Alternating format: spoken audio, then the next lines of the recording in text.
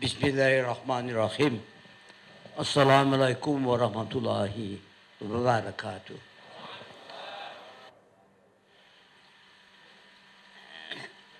Kita tadi mendengar penjelasan dan saya yakin Anda yang semua hadir di sini dan mendengarnya telah diilhami.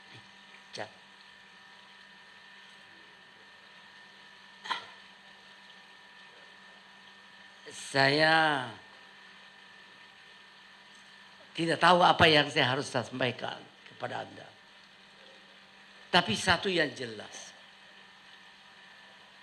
5 tahun yang lalu, Ainun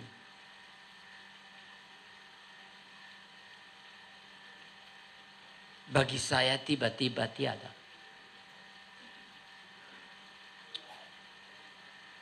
Tapi saya yakin bagi Allah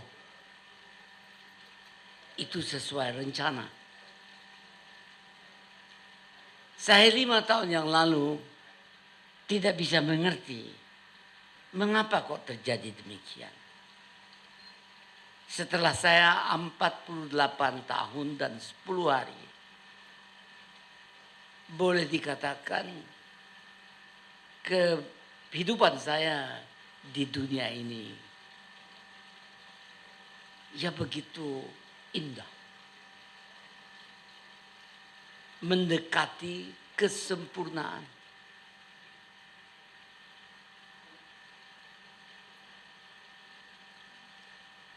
Saya tadinya tidak ngerti, sekarang mulai mengerti.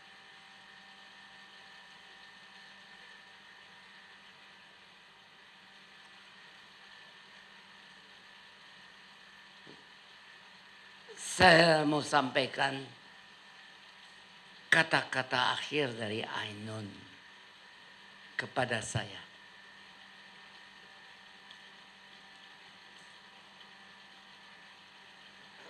Kalau kamu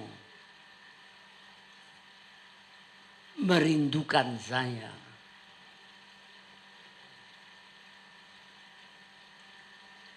kamu banyak kenangan-kenangan yang indah. Saya belum mengerti.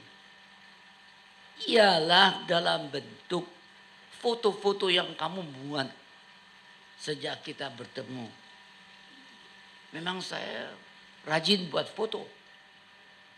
Dulu belum ada digital, pakai Leica. Banyak sekali. Kamu lihat foto-foto itu. Dan tiap kali kamu melihat wajah saya bersama dengan kamu, tolong panjatkan doa. Saya tidak ngerti. Nggak nyampe. Apa kaitannya dengan foto?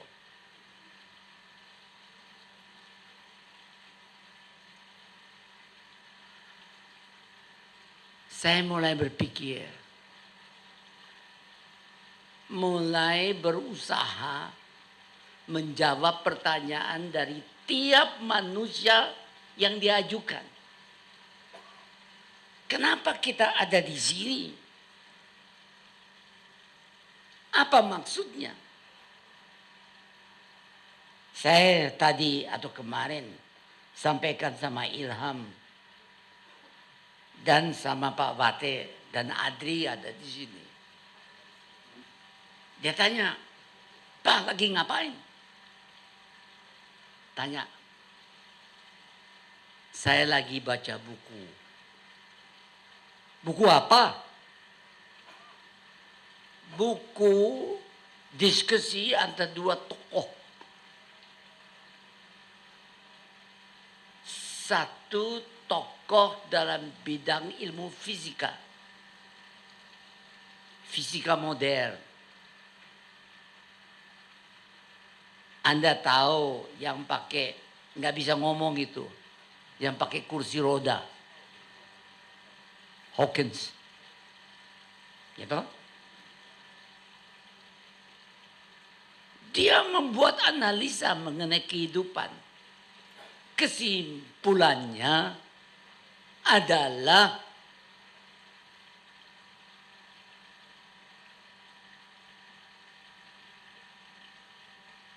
tidak ada tempat lagi untuk Tuhan. Kurang ajar enggak? Arogan.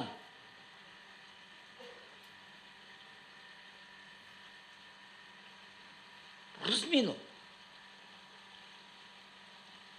Cara analisanya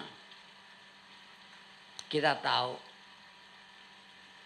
bahwa manusia itu baru 200.000 tahun yang lalu dia mulai berpikir. Banyak pertanyaan yang primitif aja. Kalau cuacanya jelek, terus ada kilat, ada apa guntur ya namanya. Hah? Is that correct? Bukan kilat tapi yang gelayak. Maafkan bahasa Indonesia saya makin tua makin kembali ke dasarnya. Dasarnya ialah waktu memang sifat orang itu. Kalau Anda jadi tua kembali seperti dasar waktu Anda baru lahir. Jadi ompong, susah berdiri, jalan, semua serba sakit. Kalau nggak hati-hati akan nggak harus berangkat juga. Kalau nggak dibantu. Tapi dari pemikiran Anda, otaknya, itu juga kembali kepada sifat dan memori yang pertama Anda miliki, itu yang keluar. Jadi kalau orang itu waktu muda dia malas hanya tidur, jangan kalau dia tua dia malas juga. That's nothing. Tapi kalau orang itu waktu muda dia begitu rajin. Dia banyak belajar, dia banyak analisa. Banyak idenya. Kalau dia tua, dia mengkal. Correct.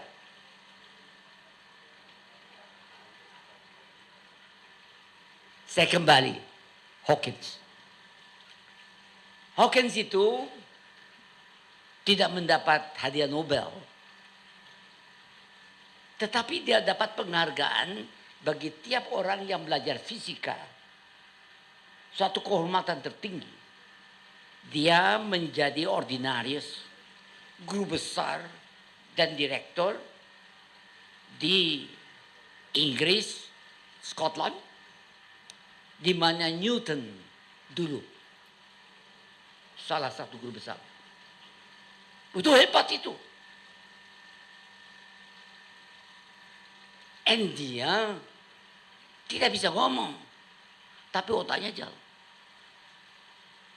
And dia pretelin, dia menjadi terkenal karena dia jelaskan black hole. Mulai di situ. Sekarang arogansinya itu, dia bilang dia mampu menjelaskan semua.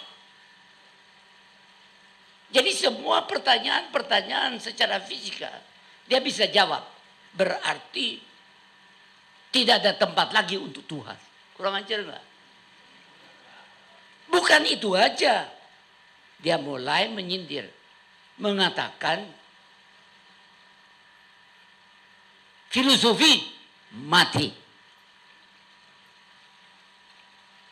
Ya enggak begitu. Karena dia anggap dirinya hebat, menguasai semua. Dia bilang, apalagi saya butuhkan. Debat ini, debat itu saya lagi ikuti. Satu yang dia lupa, Bu.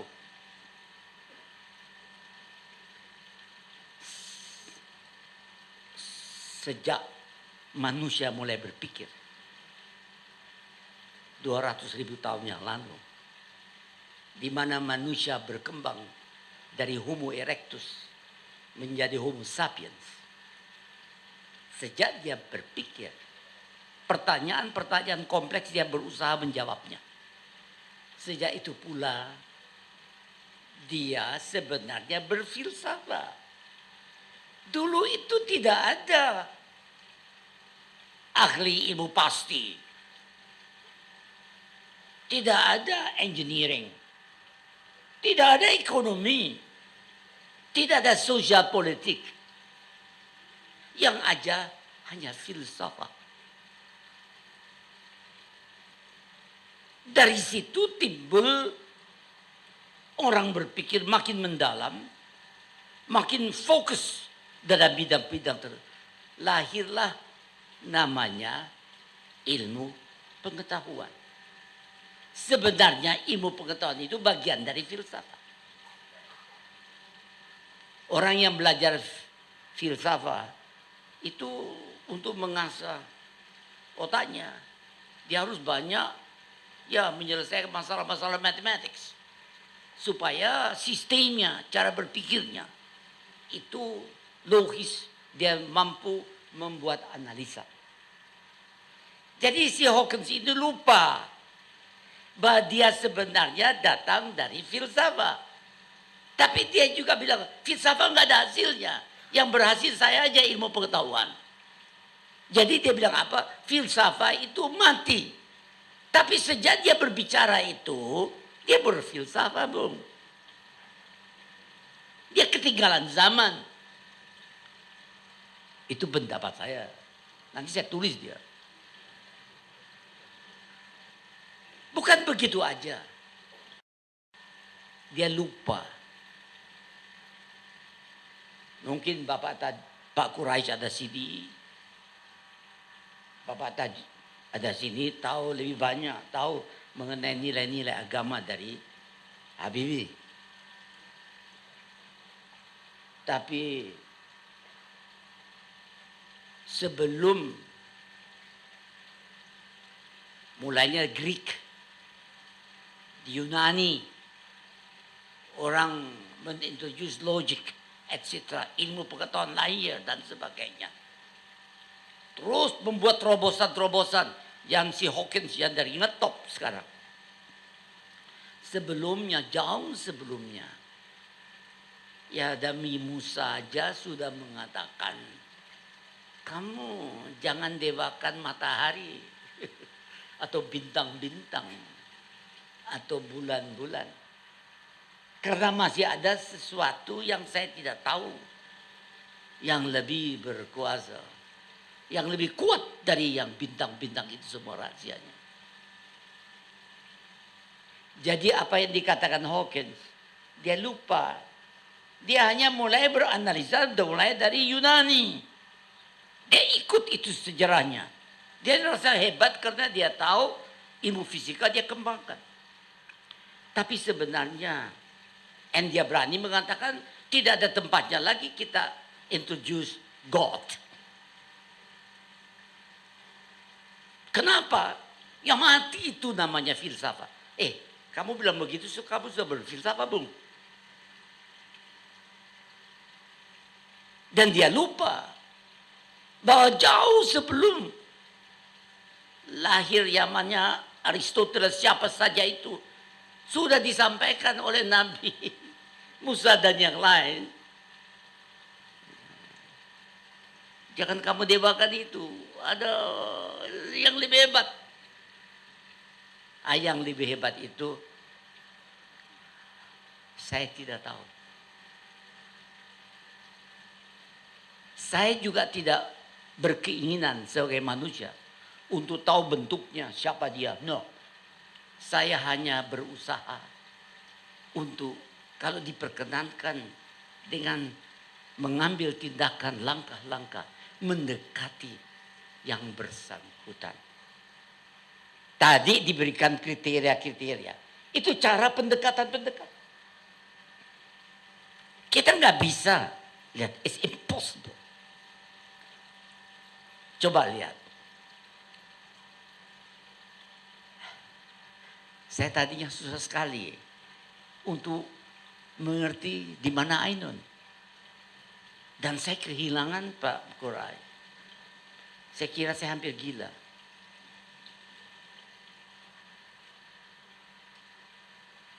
Tapi tiba-tiba Saya berkeyakinan bahwa dalam 4.000 juta tahun adanya kehidupan di sini, di bumi, 4 billion years ago, 4.000 juta tahun yang lalu, mulai ada sel yang hidup. Saya tidak percaya bahwa adanya evolusi. Nggak ada di buku. Saya mau buktikan tidak ada evolusi yang seperti Darwin. Yang ada parallel evolution. Itu perkembangan dari kehidupan satu sel berkelompok. Tetapi dia butuhkan super intelligent software. Saya tidak bisa bayangkan bahwa Anda dan saya ini keturunan dari dinosaur. No. No. Kalau evolusi harus begitu dong. I don't believe. Tapi saya yakin bahwa direkayasa oleh yang pemilik kita semua, Allah itu, terjadinya kehidupan mulai dengan satu sel. Dalam sel itu diberikan super intelligent software. Sel ini membuat simbiose. Dia berkelompok. Dia berbentuk.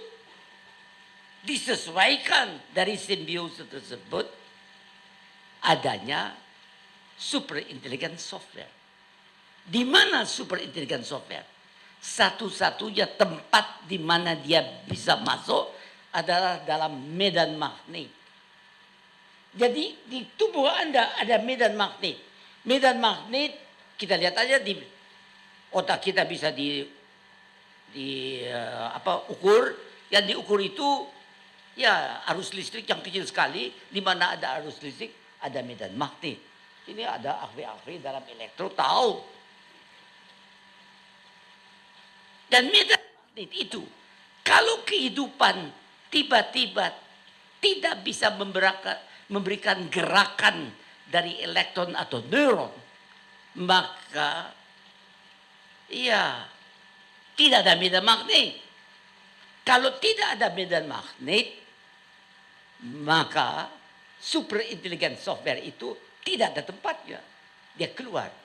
Jadi dari situ saya jelaskan, tadi pagi saya pergi ke tempatnya Ainun, saya baca Yasin, saya tahlil di situ. Khusus untuk Ainun, saya berpusat lagi, ini selendangnya Ainun. Saya situ, tapi saya yakin di situ hanya matter, materialnya. Medan magnetnya di mana ya? Tidak ada, karena tadinya badannya itu medan magnetnya tiba-tiba hilang karena tidak ada gerakan dari elektron dan neuron. Karena tidak ada medan magnet, super intelligent software itu pergi. Pertanyaan kemana? Dan di mana?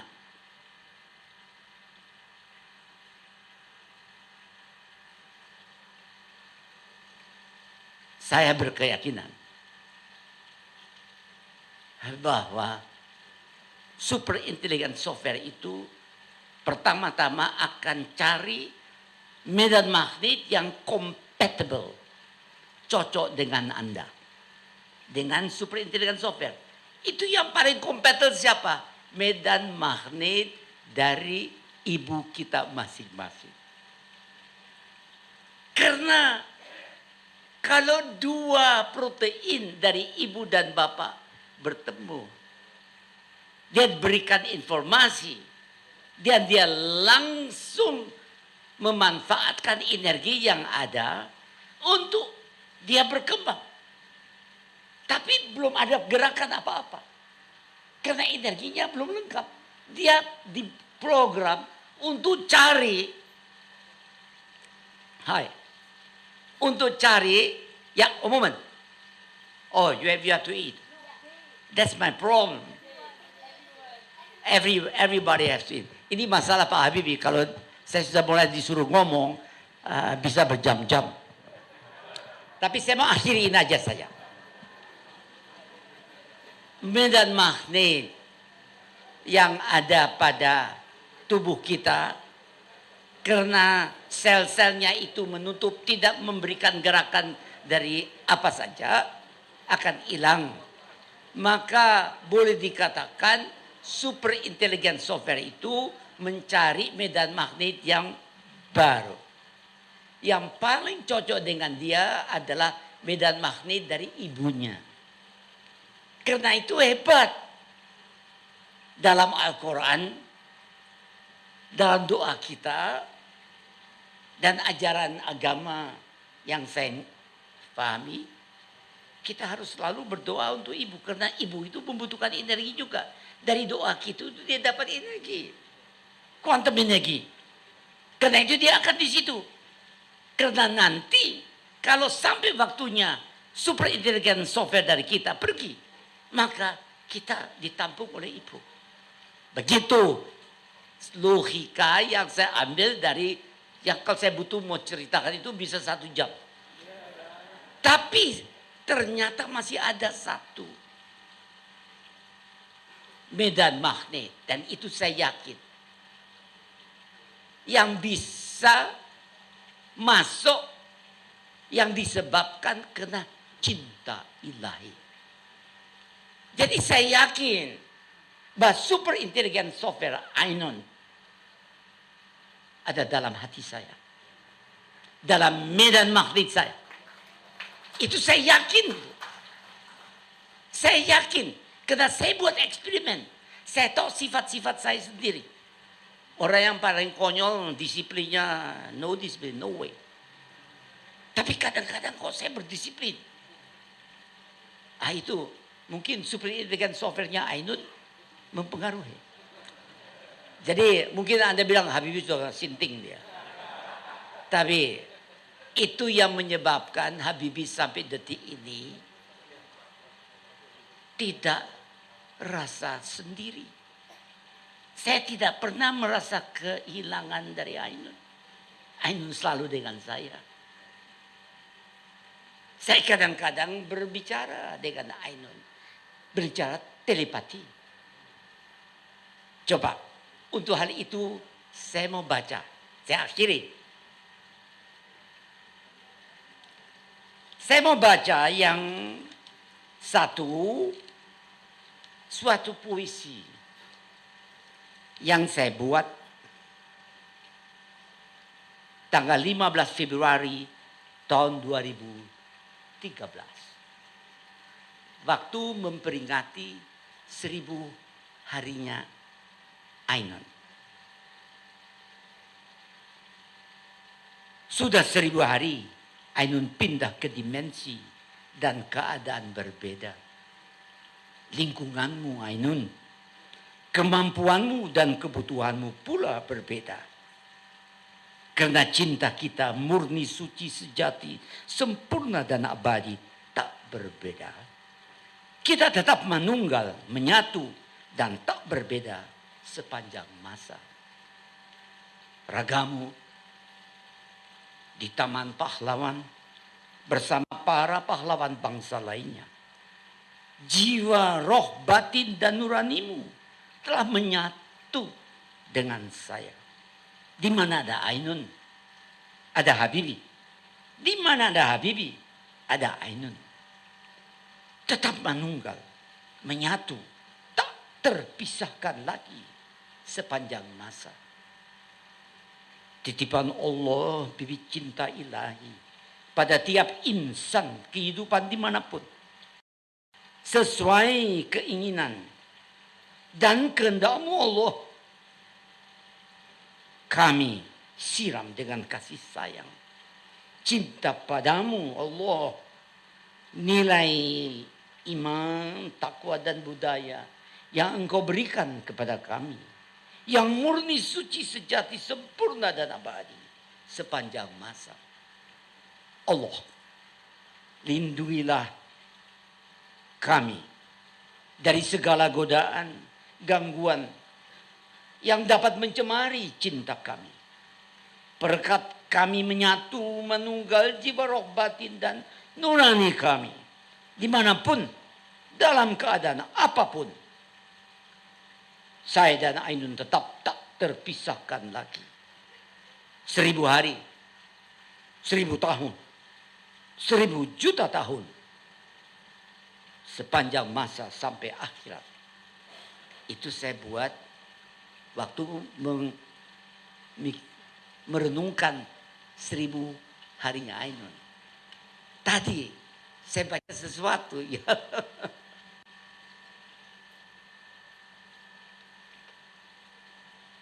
5 tahun Ainun dan saya sudah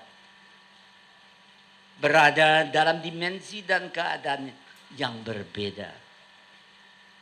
5 tahun Ainun dan saya berkomunikasi, telepati, dan batin kita kena cinta ilahi. 5 tahun saya harus lalui proses lanjut usia. Otot dan sendi saya sakit akibat lanjut usia. Jika ku pejamkan mata dan fokus pada dirimu, ku dengar jelas kata-kata lembut bisikanmu. Tidak sakit, karena tidak bertubuh sepertimu. Saya menikmati kehangatan dan kedekatanmu. Ini mungkin karena kesetiaan dan doamu. Cinta ilahi menunggal sepanjang masa. Baharudin Yusuf Habibie, Jakarta 22 Mei.